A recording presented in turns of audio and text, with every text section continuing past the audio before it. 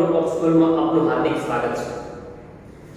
ધોરણ 10 વિષય સામાજિક વિજ્ઞાન ચેપ્ટર નંબર 21 સામાજિક પરિવર્તન।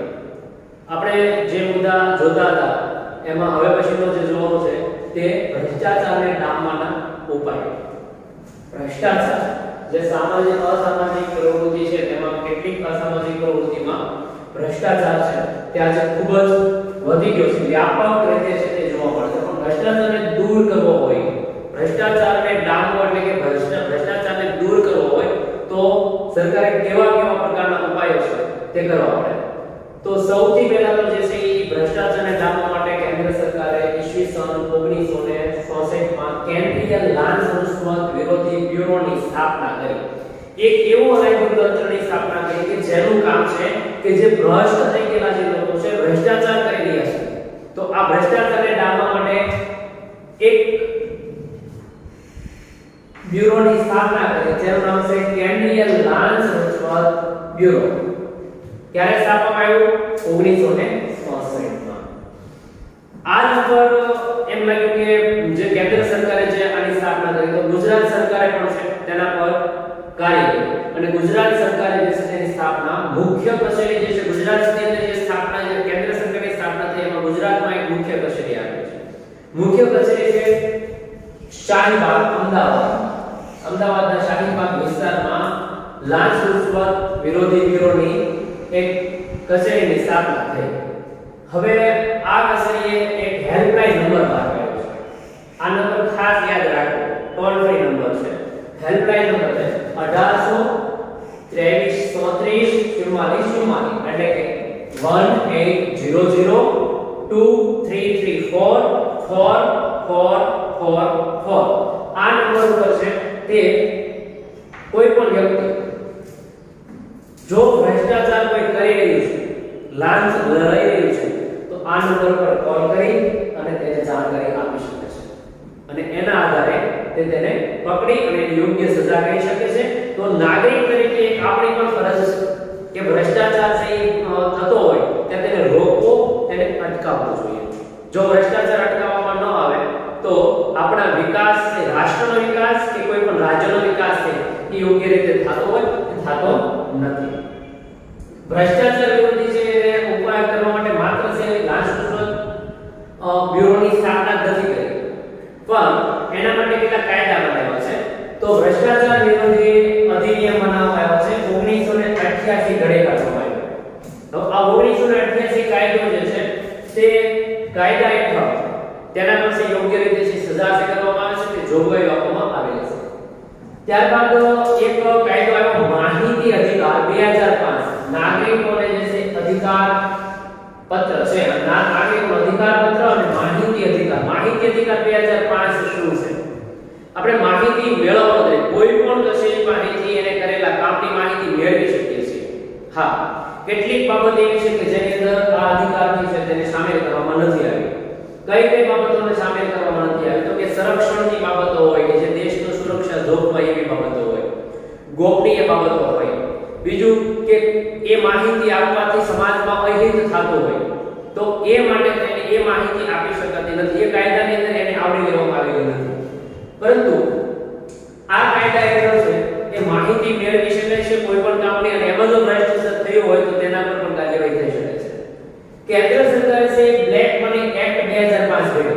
બ્લેક મની એક્ટ એટલે કાળું નાણું। આપણા દેશનું કેટલું કાળું નાણું છે તે કોઈ પણ રીતે છે માનો કે સત્તાનો દુરુપયોગ કરીને તે આવક હોય એના કરતા વધારાનું છે તે નાણું સરકારના જે છે ટેક્સ ચૂકવવા વગરનું નાણું કેટલું નાણું છે તે ભેગું થયેલું હોય તો એના માટે પણ છે એ પણ એક જાતનો ભ્રષ્ટાચાર છે। તો એ માટે તેને કાયદો ઘડવામાં આવ્યો જેને કે બ્લેક મની એક્ટ 2005 કર્યો। ઉપરાંત ફેમા નામનો કાયદો છે તે અમલમાં આવ્યો અને મની લેન્ડરિંગ એક્ટમાં તેમજ કસ્ટમ એક્ટ ધારો 132 માં સુધારો કર્યો। આ જે અધિનિયમ હતો તે અધિનિયમમાં કેટલો છે તે સુધારો કરવામાં છે તે આવ્યો છે જેથી જે સમાજની અંદર અહિત થઈ રહ્યું છે, જે ભ્રષ્ટાચાર થઈ રહ્યું છે તેને અટકાવી શકાય, તેને રોકી શકાય। અને આ ભ્રષ્ટાચારને અટકાવવા માટે થઈને કેટલા કાયદાઓમાં સુધારા થયા। લોકપાલ કાયદો જે છે અમલમાં આવ્યો અને લોકાયુક્તની નિયુક્તિ કરવામાં આવી। આ કાળું નાણું પાછું લાવવા માટે થઈને આ કાયદો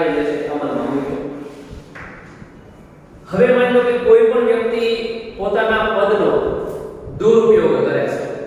ઘણી વખત એવું બને કે ગવર્નમેન્ટ દ્વારા તેને પગાર છે તે આપવામાં આવતો હોય પણ તેના પદનો દુરુપયોગ કરતા હોય. તો આવા જે પદનો દુરુપયોગ કરે તો ત્યારે માલુમ પડે કે ભાઈ વ્યક્તિએ જે છે ભ્રષ્ટાચાર કર્યો છે અને પદનો દુરુપયોગ કર્યો છે, તો ખાતાકીય તપાસનું કાર્ય ગુજરાત તકેદારી સેવા આયોગ ગાંધીનગરને છે સોંપવામાં આવ્યું છે અને તે ખાતાકીય તપાસ જે કરે છે અને આ ખાતાકીય તપાસના આધારે તે એવી રીતે જે છે તપાસ કરી અને તેના પર કાયદેસર રીતે કાર્યવાહી કરવામાં આવે છે.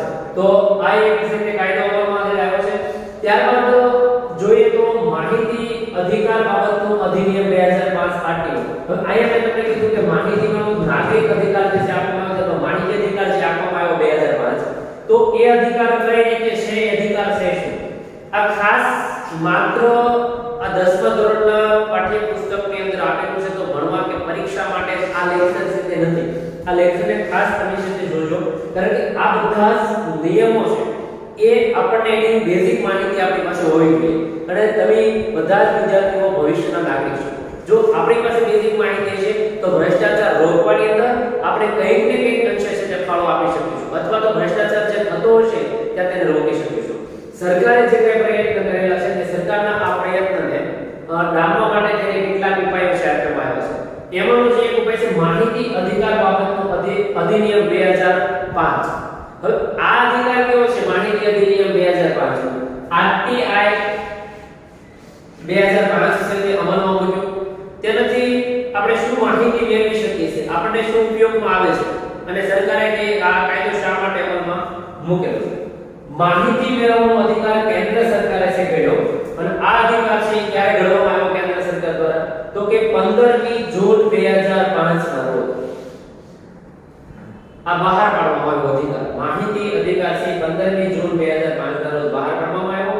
હવે ગુજરાત સરકારે જે છે આ કાયદાની છે એ શરૂઆત ક્યારે કરી? તો માહિતી અધિકાર કાયદાની શરૂઆત 2005 માં 5મી ઓક્ટોબર 2005 ના રોજ આ કાયદો બહાર પાડવામાં આવ્યો અને આ કાયદા છે દ્વારા આપણે કોઈ પણ ક્ષેત્રની અંદર કોઈ પણ કચેરી પાસેથી કે ગ્રામ પંચાયત નગરપાલિકાએ કરેલા જે છે તે કામ હોય કે કોઈ પણ કચેરી જ્યાં તમારું કામ છે તે તમે કરવા માટે આપ્યું છે અથવા તો ગ્રાન્ટ આપેલી છે, તે ગ્રાન્ટમાં કેટલો પૈસો ક્યાં વપરાણો છે, યોગ્ય રીતે વપરાણો છે કે નથી વપરાણો, એ માટે થઈને છે તે આ કેટલાક જે છે તે આ કાયદો અમલમાં હોય. આજે તમે જુઓ તો ઘણા બધા એવા યુવાનો છે કે જે જાગૃત બની અને આ કાયદા છે તે હેઠળ માહિતી માંગે છે અને એના આધારે છે તે માહિતી મેળવી શકે છે કામ કેવી રીતે થયું. હવે આપણે એવી તો વાત કરીએ કે માહિતી અધિકાર બાબતનો અધિનિયમ 2005 છે, પણ આ માહિતી મેળવવી શી રીતે, કઈ રીતે માહિતી મેળવી શકે એની માહિતી પણ હોવી જોઈએ.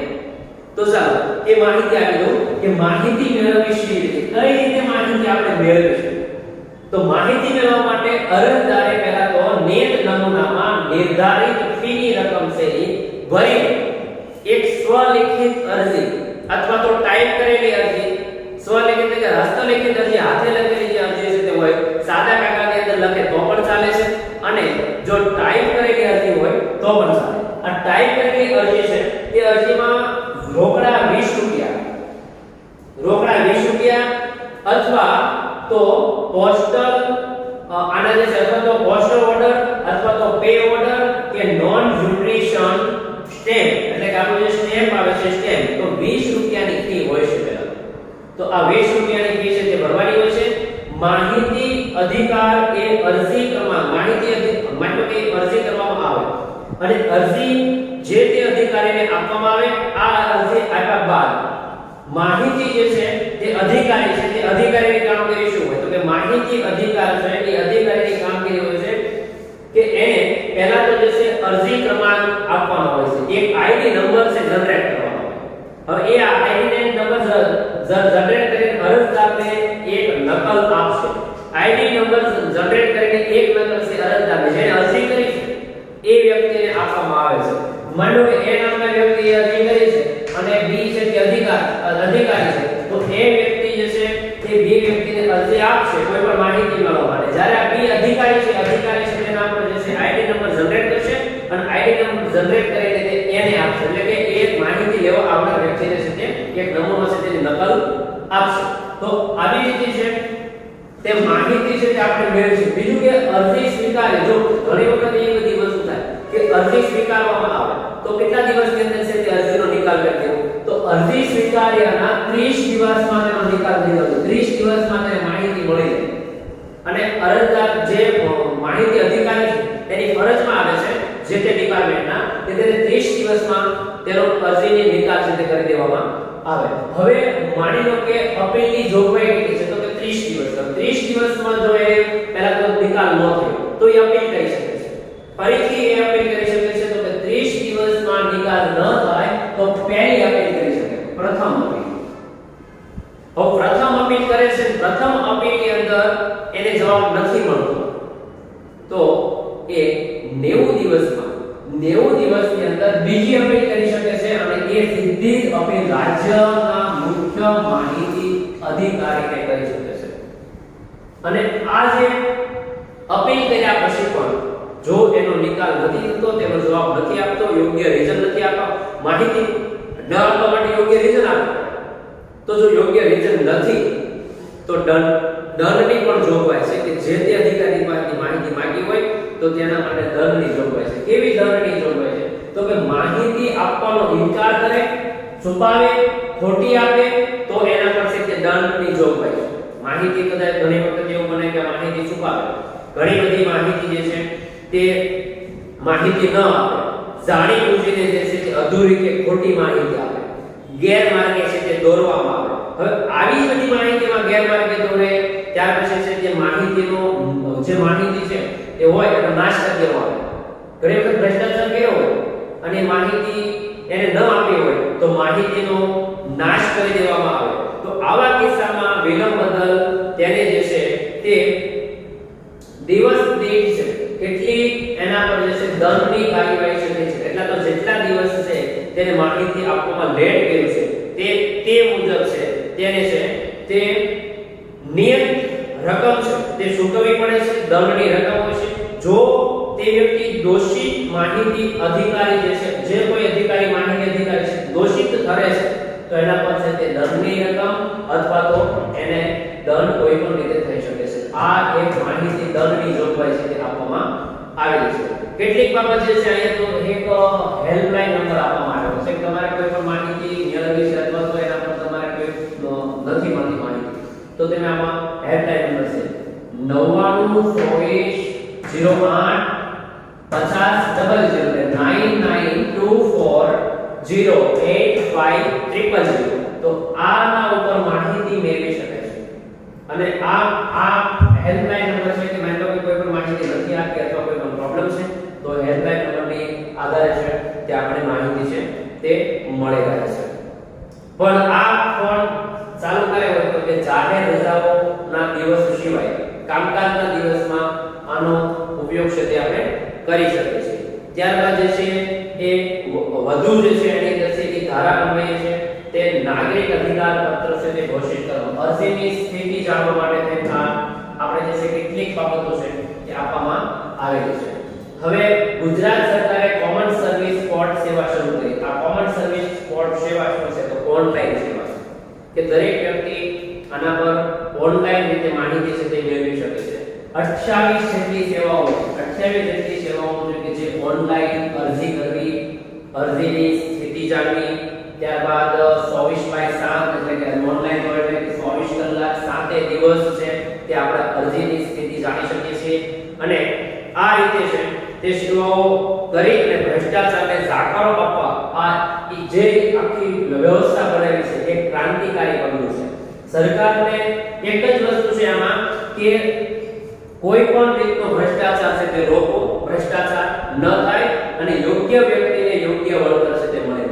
તો એ માટે થઈને આ કેટલીક જોગવાઈઓ છે તે કરવામાં આવેલી છે. ત્યારબાદ સામાજિક પરિવર્તન માટે કેટલાક પગલાઓ ઉપાડવામાં લીધા તો કેટલીક બાબતો છે તેનો સમાવેશ કરવો પડે. કેવી બાબતનો સમાવેશ કે બાળકોને મફત અને ફરજિયાત શિક્ષણનો હકનો કાયદો અમલમાં મૂક્યો. તો બાળકોને મફત અને ફરજિયાત શિક્ષણ આ કાયદો છે 2009 માં આવ્યો. મફત અને ફરજિયાત કાયદો 2009 કેન્દ્ર સરકારે 2009 માં આ કાયદાનો અમલ છે તે કર્યો એટલે આ કાયદો છે અમલમાં મૂક્યો. અને ગુજરાત સરકારે આ કાયદાને 18મી ફેબ્રુઆરી 2012 શિક્ષણ. તો કોને આપવામાં આવે છે મફત અને ફરજિયાત શિક્ષણ? તો કે 14 વર્ષ સુધીના બાળકોને, સૌથી લઈને 14 વર્ષ સુધીના બાળકો. હવે આ કાયદો શા માટે છે? કેમ આ કાયદાની જરૂરિયાત પડી? તો પહેલા તો 6 વર્ષથી લઈને 14 વર્ષના વય જૂથની અંદર જેટલા બાળકો આવે છે તો તે બાળકોને જે છે પ્રાથમિક શિક્ષણ મફત અને ફરજિયાત બને છે તે મળી રહે. આ શિક્ષણને ફરજિયાત બનાવવાના હેતુ માટે બાળકોને માનવીય ક્ષમતાઓ, શારીરિક ક્ષમતાઓ અને માનસિક ક્ષમતાઓ એ સર્વાંગી રીતે વિકાસ થાય. એ વિકાસ કરવા માટે, કારણ કે કોઈ પણ દેશનું ભવિષ્ય બાળક હોય છે. બાળકનો વિકાસ યોગ્ય રીતે થાય, તેની કેળવણી યોગ્ય રીતે થાય તો એ દેશનો આવનારો નાગરિક છે અને આવનારા સમયમાં તે દેશને કોઈ પણ રીતે ઉપયોગી થાય અને દેશને છે તે સર્વોચ્ચ લઈ જવા માટે તેને ઉપયોગી બને છે. તો આ રીતે છે સર્વાંગી વિકાસ માટે કોઈ છે તે બાળકના વિકાસ માટે કાયદો કર્યો. શિક્ષણની તકો ઊભી થાય. ગુજરાતની અંદર કે પછી ભારતની અંદર ગુણવત્તાસભર છે તે શિક્ષણ મળે એ માટે તેને પહોંચી વળવા શિક્ષણના કેટલાક કાયદાઓ જે છે તે અમલમાં મૂક્યા છે અને કેટલીક બાબતો છે એ રજૂ કરેલી છે કે જેના દ્વારા શિક્ષણ બાળકને મળી રહે. પહેલું કે એ કાયદા હેઠળ કેવી જોગવાઈ છે કે શાળાકીય શૈક્ષણિક સવલતો આપવામાં આવે. એટલે કે સ્કૂલ જે ગવર્નમેન્ટ સ્કૂલો જે છે એની અંદર કેવી સવલતો હોવી જોઈએ અને સરકારે છે આ કાયદો છે આજકાલ નથી 2012 માં બનાવ્યો છે. તો 2012 થી શું આ કાયદામાં બાળકોના શિક્ષણ અને આરોગ્યનું ધ્યાન રાખવામાં બે બાબતો છે. એક તો પહેલા તો શિક્ષણ છે અને બીજું છે આરોગ્ય. આ શિક્ષણ અને આરોગ્ય આ બે ઉપર છે તે સૌથી વધારે છે તે ધ્યાન આપવામાં આવ્યું. શાળાકીય શૈક્ષણિક સવલતો, ભૌતિક સુવિધાઓ ચોક્કસપણે છે તે ઊભી કરવામાં આવે. તો શાળાકીય શૈક્ષણિક સવલતોમાં શું વસ્તુ છે? વર્ગખંડ શાળા, દરેક સ્કૂલમાં પ્રયોગશાળા, પીવાનું ચોખ્ખું પાણી, વીજળીની સુવિધા મળે છે. ત્યાર પછી ગરીબ બાળકો માટે તેને મધ્યાહન ભોજન, કે ઘણી વખત બાળકો છે તે બહુ પરિસ્થિતિ નબળી વિકટ હોય તેના માટે મધ્યાહન ભોજન એની એક વ્યવસ્થા કરવામાં છે ત્યારે આ બધી નિર્ધારિત કરીને સારી રીતે શિક્ષણ મેળવી શકે તે માટે થઈને તેમાં આ જે યોગ્ય રજૂ કરવામાં આવ્યું. ત્યારબાદ છે એ શિક્ષકો છે તો શિક્ષકો યોગ્ય લાયકાત એની હોવી જોઈએ. શાળાને જે છે આર્થિક સહાય રૂપે છે એ અપાતા અનુદાનની જોગવાઈઓ નિર્ધારિત કરી જેનાથી કેટલીક જોગવાઈઓ છે જે આપવામાં આવેલી છે. માનો કે અનુદાન મેળવવા માટે શાળા જે છે તો શાળાને જે ગ્રાન્ટ આપવામાં આવે તો એ શાળાથી સારી રીતે તેનો નિભાવ કરી શકે અને સારી રીતે શિક્ષણ મેળવી શકે. પહેલાના સમયમાં પણ આ વ્યવસ્થા હતી. તમે જો નાલંદા, તક્ષશિલા, ત્યારબાદ વલભી અને વારાણસી જેવી વિદ્યાપીઠો હતી. આ વિદ્યાપીઠની અંદર શિક્ષણ આપવામાં આવતું. આ શિક્ષણ છે તેનો નિભાવ છે જે તે ગામ કે જે તે ત્યાંના રાજ્ય હોય તે રાજાઓ છે તે ભોગવતા હતા. તો શિક્ષણ એ સર્વોપરી છે. સૌથી વધારે છે બાળકને શિક્ષણ સારી રીતે મળી રહે તો તે ઉચ્ચતમ શિખરો સર કરી શકે. બીજી કેટલીક જોગવાઈઓ આપવામાં આવશે તો કે કોઈ પણ બાળક છે તેને પ્રાથમિક શિક્ષણ નજીકમાં મળી રહે એ માટે નજીકની શાળામાં પ્રવેશ તેને આપવામાં આવે. ઘરથી જે તે નજીક પડતી હોય એવી શાળાઓ. ઉંમરના પુરાવા ઘણી વખત એવું હોય છે કે બાળકને ઉંમરના પુરાવા ન હોય તો એ માતા-પિતાને અજાગૃતિ અભણ હોય, કદાચ નિરીક્ષર હોય તો તે ન મેળવી શકે. ઉંમરના પુરાવા ન હોય તો પ્રવેશ આપવાનો ઇનકાર કોઈ પણ શાળા કરી શકતી નથી. તો એના માટે કેટલીક બાબતો છે. કેવી બાબતો છે કે ઉંમરના પુરાવા ન હોય તો શું ચલાવી શકે છે? જો ઉંમરનો પુરાવો ન હોય તો હોસ્પિટલની આધારે, હોસ્પિટલમાં જે દાખલો મળ્યો હોય તેના આધારે અથવા તો માતા-પિતાનું સોગંદનામું તો એના આધારે છે તે પ્રવેશ આપી શકાય છે. ઉંમરના પુરાવા ન તો પ્રવેશ આપવા એક પણ શાળા છે મના કરી શકતી નથી, ના પાડી શકતી નથી. ગવર્નમેન્ટ સ્કૂલ હોય કે પછી ખાનગી સ્કૂલ હોય. બીજું કે મફત શિક્ષણ. હવે પહેલા તો જે છે 6 થી લઈને 14 વર્ષના બાળકને મફત અને ફરજિયાત શિક્ષણ આપવું, એટલે પ્રાથમિક શિક્ષણ મફત અને ફરજિયાત આપવું. તો આ માટે કેટલીક જોગવાઈ સરકારે છે તે કરેલી છે અને ગવર્નમેન્ટ જે શાળાઓ છે તેના માટે આ લાગુ પડશે. ઉંમરની વયમર્યાદા નક્કી કરી કે બાળકને 6 વર્ષનું બાળક થાય ત્યારે જે છે તે જન્મનો દાખલો ન હોય તો પણ માતા-પિતાના સોગંદનામા આગળ કીધું કે હોસ્પિટલના રેકોર્ડના આધારે પ્રવેશ આપવામાં આવે. આ એક જોગવાઈ છે તે કરવામાં એ બાદ ભેદભાવ વગર પ્રવેશ આપવામાં આવે. કોઈ પણ પ્રકારનો ભેદભાવ બાળકનો નથી. પછી તેનો જાતીય ભેદભાવ કે પછી ધાર્મિક કે કોઈ પણ પ્રકારે ભેદભાવ વગર દરેક બાળકને, ભારતની અંદર જન્મેલું છે દરેક બાળકને ભણવાનો, પ્રવેશ મેળવવાનો અધિકાર છે. માતા પિતાનો ઇન્ટરવ્યુ ન લઈ શકાય, પ્રવેશ આપી શકવા પડશે, પ્રતિબંધ છે. પ્રવેશ પરીક્ષા પણ ન લઈ શકાય. કોઈ પણ શાળા પ્રવેશ પરીક્ષા લઈ શકતી નથી. કોઈ પણ શાળા છે માતા પિતા નો જે છે તે ઇન્ટરવ્યુ પણ લઈ શકતી નથી. એ પ્રાથમિક શિક્ષણ આ અધિનિયમ હેઠળ છે તે લઈ શકે નહીં. તો એ એક બાબત છે તે કાયદાની અંદર સમાવેશ કરવામાં આવેલો છે. બીજું કે 3 થી 5 વર્ષની વય જૂથમાં જેટલા બાળકો આવે છે તેના માટે પ્રી સ્કૂલો ખોલવામાં આવી. ત્યારબાદ શિક્ષકોને તાલીમ આપવામાં આવે. ત્યારબાદ છે નર્સરી કાયદા હેઠળ લેવામાં, બાળકો જે નર્સરીમાં ભણે છે તો નર્સરીને પણ કાયદા હેઠળ લઈ લેવામાં આવે છે. 25% બાળકોને ખાનગી શાળા, એટલે કે આ એક કાયદો એવો ઘડવામાં આવ્યો છે કે બાળકોને ખાનગી શાળામાં, નજીકની શાળામાં ભણવું અને સ્થિતિ નબળી હોય તો એવા બાળકોને આરટીઆઈ હેઠળ છે તે ખાનગી શાળામાં 25% બાળકોનો સમાવેશ કરવા પ્રવેશ આપવામાં આવે એવી એક જોગવાઈ કરવામાં આવી. હવે ઘણી વખત છે ગવર્નમેન્ટ જોબની અંદર જે શિક્ષકો જે જોબ કરે છે, ગવર્નમેન્ટ એને વેતન ચૂકવે છે, એવા શિક્ષકો છે તે ખાનગી ટ્યુશન કરી શકાવે નહીં, તેના પર પ્રતિબંધ મૂકેલો છે. એટલે ગવર્નમેન્ટ ટીચરો કોઈ પણ પ્રકારનું ખાનગી ટ્યુશન છે તો તે કરાવી શકે નહીં. આ પ્રતિબંધ મૂકવામાં આવ્યો છે. 5 વર્ષના માં શિક્ષકો, એટલે કે ઘણી વખત પહેલા જે છે ભરતી જે થઈ જતી શિક્ષકોની ગવર્નમેન્ટ, તો એ શિક્ષકોની લાયકાત હજી પૂરી ન થઈ તો 5 વર્ષનો સમયગાળો આપવામાં આવ્યો હતો. આ 2008 ની જ્યારે કાયદો આવ્યો ત્યારે એ મુજબ 5 વર્ષનો સમયગાળો, 5 વર્ષમાં એને સંપૂર્ણપણે છે તે દરેક શિક્ષકે પોતાની લઘુત્તમ લાયકાત છે, એટલે કે પ્રાઇમરીની અંદર છે તે પ્રી પ્રાઇમરીમાં કે પછી 1 થી 4 માં ભણાવતો પીટીસી અને 6 થી 8 ની અંદર ભણાવતો બીએડ, આ લાયકાત છે તે લઈ લેવી જરૂરી છે. તો એ મુજબ છે ફરજિયાત કરેલી. બાળકને શાળામાંથી હાકી કાઢી છે કોઈ પણ કારણથી, બાળકને જ્યારે છે એનો છે 14 વર્ષ સુધીનો બાળક છે એનું શાળા પ્રાથમિક શિક્ષણ પૂરું ન થાય ત્યાં સુધી કોઈ પણ કારણથી શાળામાંથી તેને હાકી કાઢી શકાશે નહીં. હવે કેટલાક બાળકો એવા છે કે જે એસસી કે એસટી ના બાળકો છે તો એને પણ ખાનગી સ્કૂલની અંદર છે તે ભણવું હોય અને એના આધારે છે પ્રવેશ આપી અને એની ફી સરકાર છે ચૂકવશે, એની ફી ભરવાની નથી.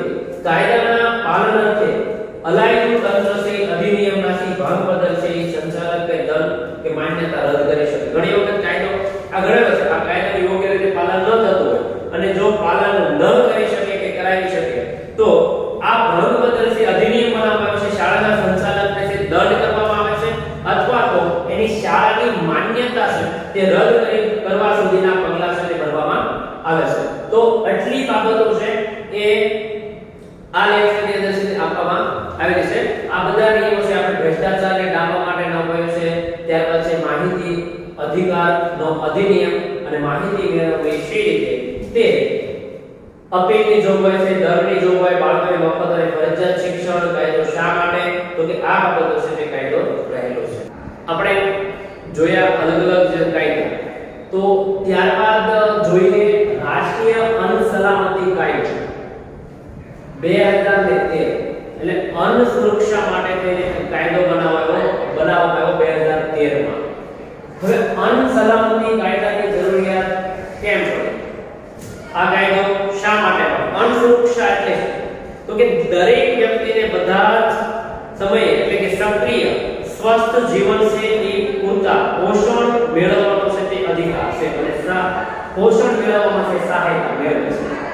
અન્ન સુરક્ષા જરૂર છે. 10મા પાઠની અંદર જે છે તે જોયું છે કે 10મા પાઠમાં આપણે જોતા હતા કે હરિયાળી ક્રાંતિ, અને હરિયાળી ક્રાંતિમાં ના કારણે જે કેટલા જે છે તે પરિવર્તનો અન્ન છે તેનો વધારો કરવામાં આવ્યો. તો આ જે બાબત છે એ બાબત ઉપર આજે રાષ્ટ્રીય અન્ન સલામતીનો કાયદો 2013 ની અંદર કેન્દ્ર સરકારે કર્યો. 5 જુલાઈ 2013 ના આ કાયદો કરવામાં આવ્યો. હવે અન્ન સલામતી વિધેયકની જરૂરિયાત, એના હેતુ શું કે કેમ આ કાયદાની જરૂરિયાત પડી? તો સૌથી પહેલા જે છે તે દેશમાં વધતી જતી વસ્તી, અને જેમ વસ્તી વધતી જાય તેમ અન્નની માંગ પણ વધે, એટલે એ માંગને સંતોષવા માટે થઈને આ કાયદાની જરૂરિયાત પડી. બીજી વસ્તુ કે દેશની અંદર કેટલા જે છે તે બાળકો જે છે કે બાળકો કે પ્રજાને કુપોષણથી પીડા, અને જ્યારે કોઈ પણ દેશના જે છે તે બાળકો કુપોષણથી પીડાય કે કુપોષિત બાળકો જન્મે છે તો તે બાળકનો વિકાસ નથી થતો અને એ એક જવાબદારી જે છે તે નિભાવી નથી શકતો. તો કુપોષણના કારણે કેટલીક બાબતો સામનો કરવો પડે. તો કુપોષણની સમસ્યા નિવારવા માટે આ એક શરૂઆત કરવામાં આવી. બરાબર. બીજી વસ્તુ કે અન્નસુરક્ષામાં એટલે કે જાહેર વિતરણ જે પ્રણાલી છે, એટલે કે જે પીડીએસ જાહેર વિતરણની જે દુકાનો છે તે ને સુદૃઢ બનાવી, પારદર્શક બનાવી. પારદર્શક એટલે કે જે અન્ન છે એ કેન્દ્રમાંથી કે રાજ્યમાંથી આવે છે તો દુકાનદાર જરૂરિયાતમંદને છે તે અન્ન પહોંચાડે અને જે ભાવે આવે છે તે ભાવે પહોંચાડે, જે ક્વોલિટીમાં આવે છે તે જ ક્વોલિટીમાં પહોંચાડે. તો એ એક એનો હેતુ હતો અન્ન સુરક્ષાનો વિધાયક. બીજું કે બીપીએલ ની યાદીની અંદર જે સમાવેશ અંત્યોદય કુટુંબો હોય છે કે જેની યાદી હોય, બીપીએલ યાદીની નોંધાયેલા કુટુંબને અન્ન સુરક્ષા આપવી, કે જે અંત્યોદય કુટુંબ છે કે જે પોતે પોતાની અનાજની જરૂરિયાત પૂરી નથી કરી શકતા તો એવા પરિવારને છે તે બીપીએલ યાદીમાં છે અન્ન સુરક્ષા આપવી.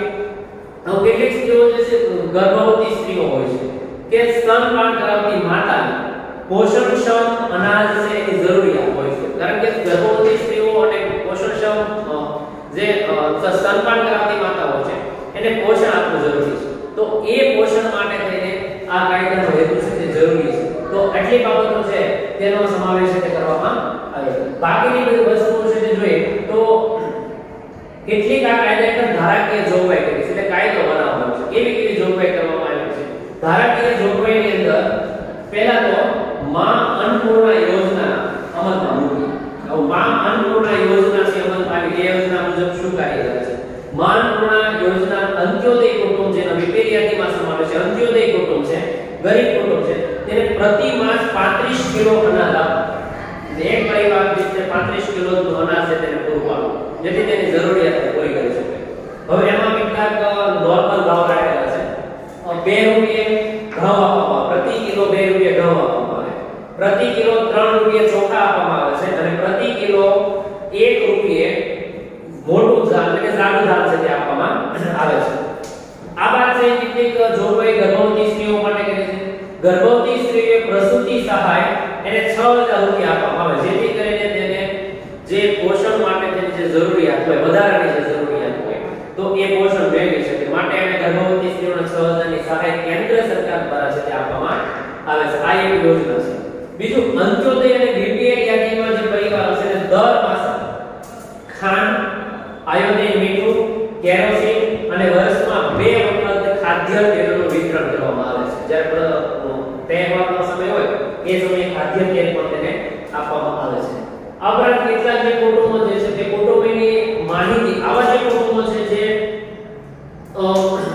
રાજ્ય સરકારે જે છે અગ્રીમ કુટુંબની યાદી બનાવવામાં આવી છે જે આપી શકાય એવા. તો અગ્રીમ કુટુંબની યાદી છે તેની માહિતી ગ્રામ પંચાયત, વોર્ડ સભા, ઈ-ગ્રામ, ત્યાર પછી વ્યાજબી ભાવની જે છે તે દુકાનો અને મામલતદારની કચેરી પુરવઠા વિભાગની વેબસાઈટ પર જાહેર કરવામાં આવે, જેથી કરીને ખબર પડે કે એને છે એને મળવાપાત્ર છે કે નથી મળવાપાત્ર. તો એક જાહેર છે એ કરવામાં આવ્યું. ભ્રષ્ટાચારને રોકવા માટે તેને કેટલાક પગલાં લેવામાં આવ્યા. કેવા પગલાં? તો કે બાયોમેટ્રિક ઓળખ અને એપિક કાર્ડ અને બારકોડ ના રેશન કાર્ડ છે તેના આધારે છે તે અનાજ વિતરણ કરવામાં આવે. તો આ એક કરવામાં આવ્યું. અન્ય જે છે તો અન્ન કૂપન પણ આપવામાં આવે અને વેબ કેમેરાથી ઇમેજ લેવાના પણ પગલાં ભરવામાં આવ્યા. આ બધી જ વસ્તુઓ છે તે ભ્રષ્ટાચાર ન થાય એ માટે કેટલીક બાબતો છે તે બાબતોનો સમાવેશ કરવામાં આવ્યો. આ કાયદા એટલે છે આંતરિક ફરિયાદ નિવારણ તંત્ર. એટલે માનો કે કોઈ પણ બાબત છે એની ફરિયાદ થઈ છે કે અન્ન સુરક્ષા અન્ન મળતું નથી કે એ બાબત ઉપર તકલીફ છે તો એના માટે થઈને ફરિયાદ કરી શકે છે. એમાં રાજ્ય અન્ન આયોગની રચના કરવામાં આવી, ફૂડ કમિશન પણ નિમવામાં આવ્યો, જેથી કરીને પારદર્શક રીતે તે લોકો સુધી અનાજ પહોંચી શકે અને ભ્રષ્ટાચાર ન થાય એ માટે અલગ એક તંત્ર પણ છે તે નિમવામાં આવ્યું છે. તો ત્યારબાદ છે આ અધિનિયમ હેઠળ છે એ કેટલીક બાબતો છે તે મૂકી તે માં અન્નપૂર્ણા યોજના છે શરૂ થઈ. ગુજરાતની અંદર જોઈએ તો આ યોજના અન્વયે ગુજરાત આશરે 3.82 કરોડ જરૂરિયાતમંદ નાગરિકો જે છે તે નાગરિકોને રાહત દરે અનાજ આપે અને આ યોજના છે એ સરકારે અમલમાં મૂકી આવકારદાયી પગલું છે તે ભર્યું છે. તો જે વ્યક્તિને અનાજ નથી મળી રહેતું તે લોકોને અનાજ મળી રહે એવી જોગવાઈઓ છે તે કરવામાં આવેલી છે. તો અહીંયા આપણે જે છે આ બધી રાષ્ટ્રીય અન્ન સલામતી કાયદો કેટલીક ધારાકીય જોગવાઈઓ છે તેના વિશે માહિતી મેળવી. હવે પછીના લેક્ચરમાં આપણે આગળની માહિતી મેળવીશું. અહીંયા સુધી આપણે રાખીએ છીએ. જય હિન્દ, જય ભારત.